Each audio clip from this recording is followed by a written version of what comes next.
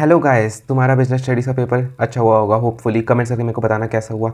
Now it's time for maths. तो मैं हूं Vaibhav Jain and I secured 100% marks in class 12th mathematics. तो मैं भी तुम्हें बताने जा रहा हूं कि मैंने कैसे 100 मार्क्स सिक्योर करे अपने क्लास 12th में। एंड अब ये जो तुम्हारे पास हॉलीडेज़ हैं, तो इनको मैंने कैसे यूटिलाइज़ करा, how I utilise these 13 holidays very efficient and in an effective way, जिससे मेरे 100% मार्क्स आए। तो मैं तुम्हें सारी चीज़ें बताने जा रहा हूँ, मेरा क्या शेड्यूल था, मैंने कैसे पेपर को प्रेजेंट करा, सो दैट तुम भी बहुत अच्छे मार्क्स ला सको और इन छुट्टियों को एकदम अच्छे से यूटिलाइज़ कर सको। सो वीडियो को पूरा एंड तक देखना एंड वैसे ही फॉलो करना, तो तुम भी ला सकते हो प्रॉपर 100% मार्क्स। ठीक है। So let's start from the very first day. जैसे कि कुछ तुमने पहले पहले के जैसे आज तो तुमने अच्छे से रेस्ट करा होगा। ठीक है। होपफुली तुम्हारी बिजनेस स्टडीज़ की थकावट दूर हो चुकी होगी, रेस्ट भी कर लिया होगा। ठीक है। तो पहले शुरू के कुछ 2-3 दिन जो मैंने करे थे, सबसे पहले क्या उठाया, सिर्फ एनसीईआरटी बुक, जो तुम्हारी एनसीईआरटी की बुक है, और जो रजिस्टर है तुम्हारे पास, जिसमें तुम्हारे पास एनसीईआरटी के सॉल्यूशंस होंगे। ठीक है। एनसीईआरटी के सॉल्यूशंस अब तक आई होप तुम्हारे पास होंगे, तुमने सॉल्व कर रखे होंगे एक ना एक बार कहीं ना कहीं, तो उसके सॉल्यूशंस तुम्हारे पास होंगे, नहीं तो वेबसाइट पर भी मिल जाते हैं। ठीक है। तो बुक और उसके सॉल्यूशंस के रजिस्टर तुमने उठाए। ठीक है, जो कि मैंने करा था। तो पहले 2 या 3 दिन में तुम्हारी एनसीईआरटी हो जाएगी। ठीक है। सिर्फ वही करना है। तो जैसे डे 1 है, जैसे कल से तुम स्टार्ट करो अगर, तो मैंने क्या करा, जैसे ना अपने डे को ना 3 स्लॉट्स में बांटा हुआ था मैंने, जो मैं करता था। I was a night owl, तो मेरा स्लॉट उस हिसाब से होता था थोड़ा कि लेट नाइट स्टडी वाला। तो लाइक मेरा डे स्टार्ट होता था, लाइक मेरी मॉर्निंग स्टडी स्टार्ट होती थी अराउंड 10 o'clock के अराउंड। ठीक है। तो 10 से लेके 11, 12, 1, 2, ये 4 घंटे का मेरा सुबह का रहता था, क्योंकि सुबह एकदम माइंड फ्रेश होता है, तो 4 घंटे एकदम अच्छे से खींच के पढ़ो उस टाइम। ठीक है। तो ये मेरा फर्स्ट स्लॉट होता था। देन 2 से 3 उस टाइम लंच वगैरह कर लिया, ब्रेक ले लिया। देन 3 बजे मेरा सेकंड स्लॉट स्टार्ट होता था, जिसमें मैं थोड़े लाइट सब्जेक्ट्स रखता था, लाइट चैप्टर्स रखता था, क्योंकि उस टाइम लंच करा हुआ होता था, तो थोड़ा लेजी भी हो रहा होता था। ठीक है। तो 3 बजे से लेके फिर मेरा चलता था 4, 5, 6, 7 तक। ठीक है। वापस 4 घंटे का एक और स्लॉट। तो फिर 7 बजे मैं थोड़ा ब्रेक लेता था, थोड़ा उस टाइम जैसे अगर थोड़ा घूम लिया, ठीक है, या कुछ भी कर लिया, किसी से गॉसिप कर ली। ठीक है। तो उस टाइम थोड़ा 1-1.5 घंटा अपने आपको रेस्ट दिया, डिनर वगैरह कर लिया उसी टाइम पे, या जब तुम्हें सूटेबल लगे उस टाइम डिनर कर लिया। ठीक है। फिर मेरा रात का स्लॉट होता था, फिर वो जैसे 9 या 10 बजे स्टार्ट हुआ, देन फिर वो 2 बजे तक या 3 बजे तक। ठीक है। तो क्योंकि 3 से लेके फिर वापस 10 बजे तक या 9:30 तक मतलब स्लीप टाइम रहता था, इतना इनफ है। ठीक है। तो ये मेरा स्लॉट रहता था। तो 3 स्लॉट्स में मैंने अपने डे को डिवाइड कर रखा था। ठीक है। जैसे डे 1 में तुम कौन से चैप्टर्स कर सकते हो, जो मैंने जैसे तुम्हारे लिए कुछ निकाले हैं। तो जैसे कल तुम्हारा डे 1 होगा, तो डिटर्मिनेंट्स हो गया और डिफरेंशिएशन क्योंकि एक इंपॉर्टेंट चैप्टर है, अगेन थोड़ा लेंदी भी है, तो उसको तुम्हें डे 1 पे उठा लेना, तो तुम्हें थोड़ी राहत मिलेगी कि हाँ एक इंपॉर्टेंट चैप्टर तो हो गया। देन फिर रिलेशन एंड फंक्शन और कंटिन्यूटी एंड डिफरेंशिएबिलिटी, ये 4 चैप्टर तुम निपटा सकते हो एक दिन में अच्छे से। ठीक है। स्लॉट्स में डिवाइड कर लो कि 4 चैप्टर हैं, जैसे जो 2 ईजी तुम्हें लग रहा है उनको एक स्लॉट में डाल दो, बाकी एक स्लॉट में एक चैप्टर डाल दो।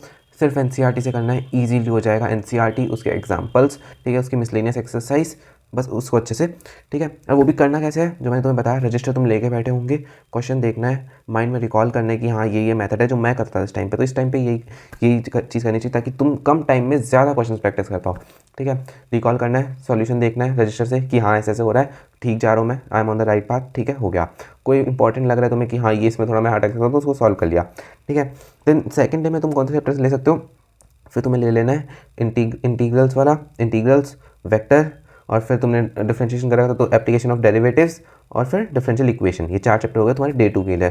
ठीक है। ऐसे इस हिसाब से प्लान करके चलोगे ना, टारगेट बना के चलोगे, तो हो पाएगा तुम्हारा टाइमली अच्छे से कंप्लीट। ठीक है, जिसको तुम कहते हो, और प्रॉपर प्रैक्टिस। तो टारगेट बना के चलो कि हाँ ऐसे ऐसे, जैसे ये 4 चैप्टर है तो उसको तुम अपने हिसाब से डिवाइड कर लो कि हाँ जो तुम्हें लग रहा है। सुबह सुबह जैसे मैं तो कहता हूँ इंटीग्रल सुबह सुबह कर लेना, क्योंकि माइंड फ्रेश होता है एकदम, और तो एकदम फ्लो में अच्छे से हो जाएगा। फिर तुम्हें क्या होगा, अगर रात को तुम्हारे पास टाइम बच भी गया और सुबह तुम्हारे इंटीग्रल के फर्स्ट लॉट में सारे क्वेश्चंस नहीं हो पाए, तो कुछ तुम क्या रात में भी थोड़े टाइम में कर लोगे। तो मैं तो ऐसे करता था। ठीक है।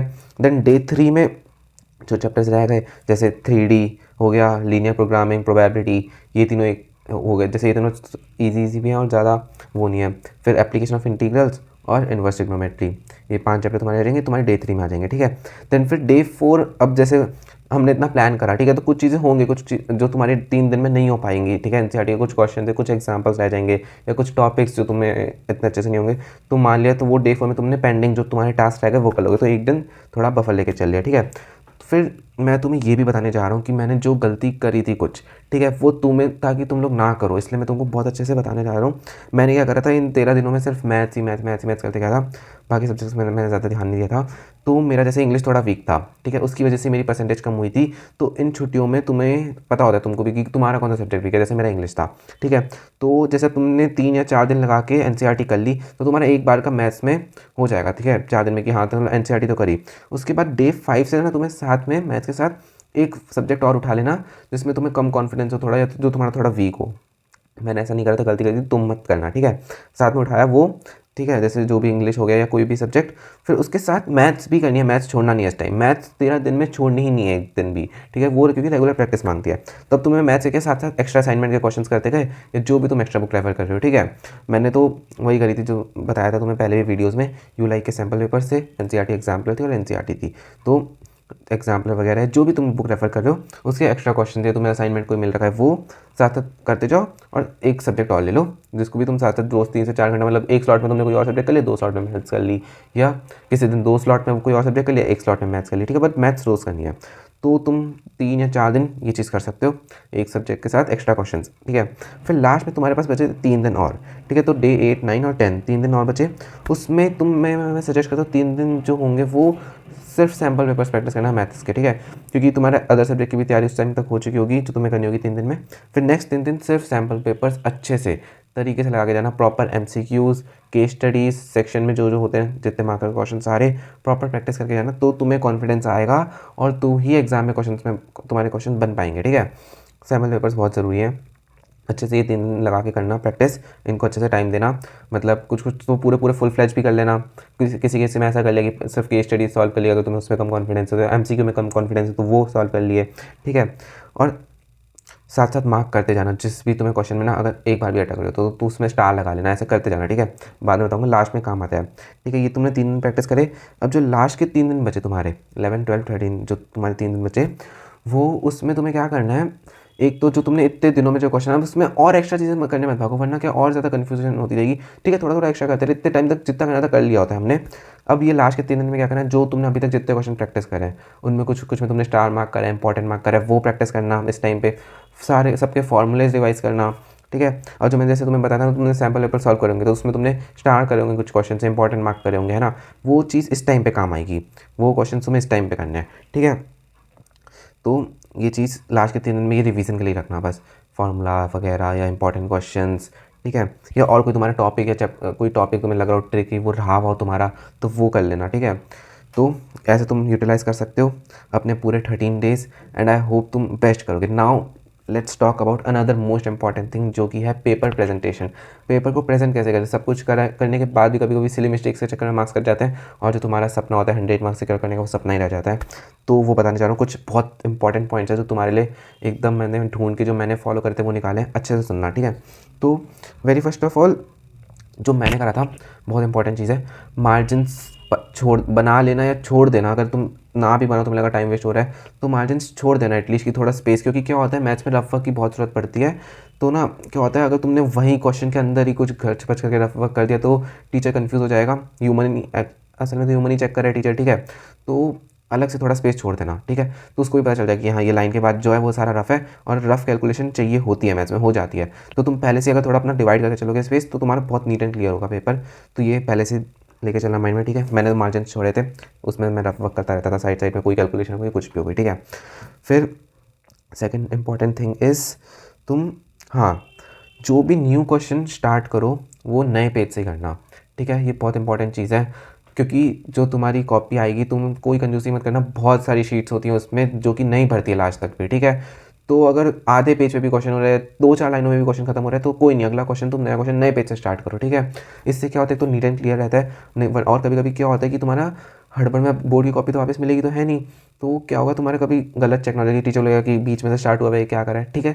Just for a better presentation तुम्हारा क्या जा रहा है, ठीक है। तो व्हाट आई सजेस्ट है, तुम्हारा ये बोर्ड का पेपर, सीए का पेपर है, कोई भी लेवल का हो, नया क्वेश्चन नए पेज से स्टार्ट करो, अच्छे से फ्रेश प्रॉपर आंसर लिख के कि आंसर 3 और नए पेज से, ठीक है, ऐसे करना। And then third thing is कि कोई क्वेश्चन छोड़ के मत जाना, ठीक है। कुछ छोड़ना मत, जितना आ रहा है उतना करो, फार्मूला पता है फार्मूला लिखो, क्योंकि स्टेप मार्किंग होती है गाइस, ठीक है। अगर तुमसे पूरा क्वेश्चन नहीं भी बन रहा है तो तुम्हें स्टेप्स के मार्क्स मिलेंगे। अगर तुम्हें क्वेश्चन कोई आता भी, तुम्हें कॉन्फिडेंस भी है कि मैं तो कर ही दूंगा, तब भी ऐसा नहीं कि तुमने स्टेप्स मिस करके डायरेक्ट आंसर पे पहुंच गए, ऐसा मत करना। कहीं ना कहीं स्टेप्स के मार्क्स मिलते हैं और वो बहुत यूज़फुल होते हैं, तो प्रॉपर स्टेप्स दिखा के लास्ट में फाइनल आंसर तक पहुँचना, ठीक है। क्योंकि अगर गलत भी हो तुम्हारा बाई चांस तो एटलीस्ट स्टेप्स के मार्क्स मिल जाए। तो ये गलती मत करना, स्टेप प्रॉपर स्टेप्स दिखाना। मैंने एकदम हर एक क्वेश्चन एकदम प्रॉपर स्टेप दिखा के करा था, एक एक स्टेप, ठीक है। चाहे वो तो कितना ही सिली हो, बट मैंने प्रॉपर स्टेप्स दिखाए थे, ठीक है। देन अनदर थिंग इज़ कि हाँ, जो तुम्हारा फाइनल आंसर आए ना उसको बॉक्स में कर देना, ठीक है। इससे क्या टीचर को एकदम लगता है, मैथ्स में क्या होता है कि हाँ सीधा उधर आंसर जाएगा, फाइनल आंसर ठीक है, तो तुम्हें फुल मार्क्स उस क्वेश्चन में मिलने के चांसेस बढ़ जाते हैं।